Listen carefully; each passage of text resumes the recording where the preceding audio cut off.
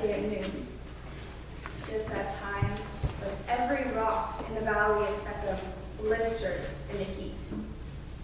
That time when we in Sigar long for shadows to lengthen and for the cool winds of night to sweep down from the sides of Mount Gerizim. Even the vineyards, watered faithfully by hand, drooped lifeless in the midday heat. The pitcher felt heavy on my shoulder, and my feet burned like hot coals in my sandals. So what was I doing out here at noon? You must know, each day at noon, the women of Sigar come to the village well. It's much too hot to go all the way to Jacob's well,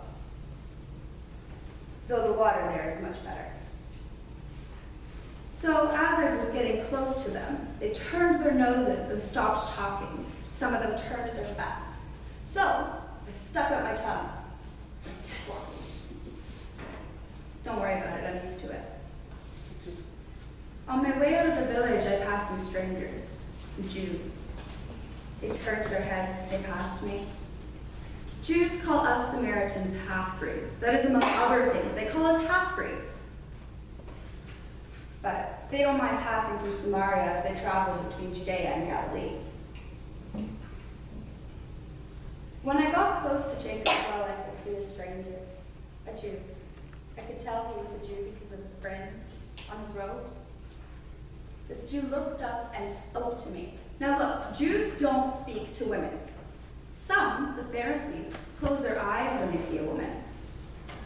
We call them the bruised and bleeding Pharisees because they walk around crashing into houses and walls with their eyes closed. Serves them right, I say. But this Jew, he not only spoke to me, but he asked me for a favor. Me, a woman, and a Samaritan.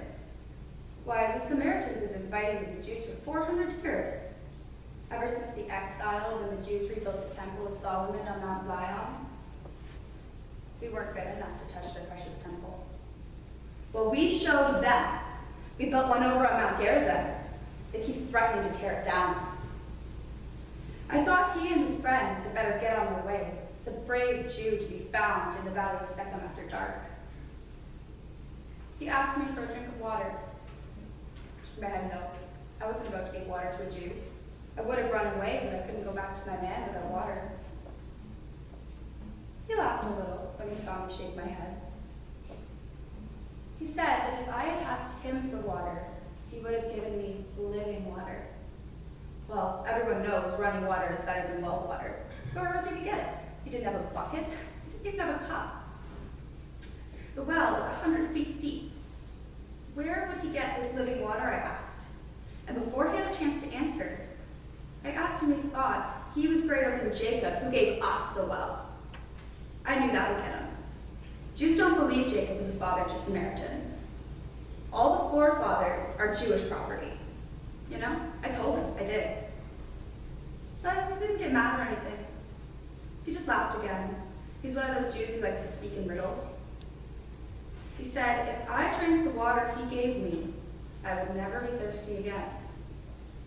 Well, that sounds pretty good to me. Even if he was joking, I was so hot I said I'd take it. Imagine, if I was never thirsty again, I would never have to walk all the way out to Jacob's well. I would never have to pass all those sneering, stuck-up women at the village well. But then, do you know what he said? Go and get your husband and come back. He looked at me. His eyes would sink into mine. Just when I think I'm safe, somebody knows, even a strange Jew.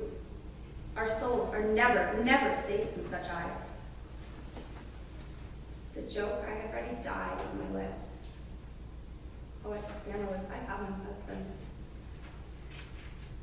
And then, as he went on, I stiffened.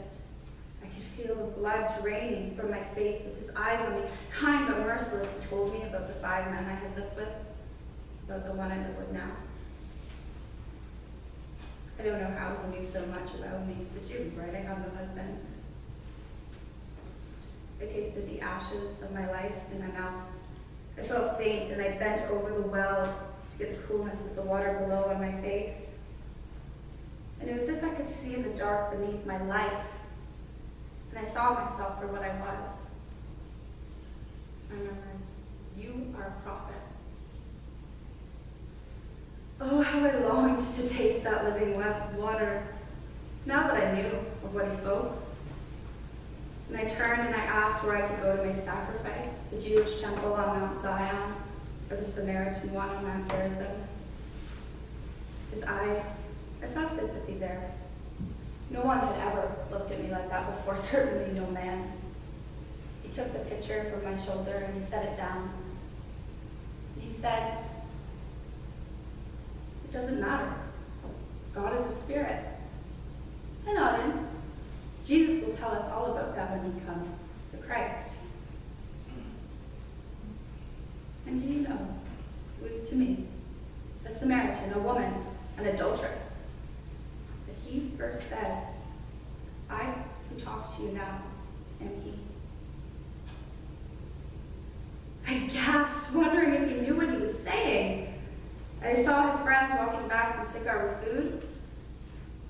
I didn't want to get him into trouble for talking to me, so I ran. I ran back to Sychar. I knew there was no point talking to the women. They wouldn't listen to me. So I ran to the village square where all the men were eating their noonday meal, and I told them about the man. I must have told them right because they gathered up their robes to run. When they started to run, you know how it is. Everybody started running, and I was the fastest of all. When I came close to Jacob's well, I stopped to catch my breath and wait for the others. And I heard the man talking to his friends. "Don't say it's 4 months to harvest. Look, lift your eyes. The fields are white and ready to harvest." There were no fields in that dry valley ready for harvest, nothing white. Nothing white in all that valley of Shechem, except the Samaritans in their white robes, a huge crowd strung out behind me all the way back to Sychar.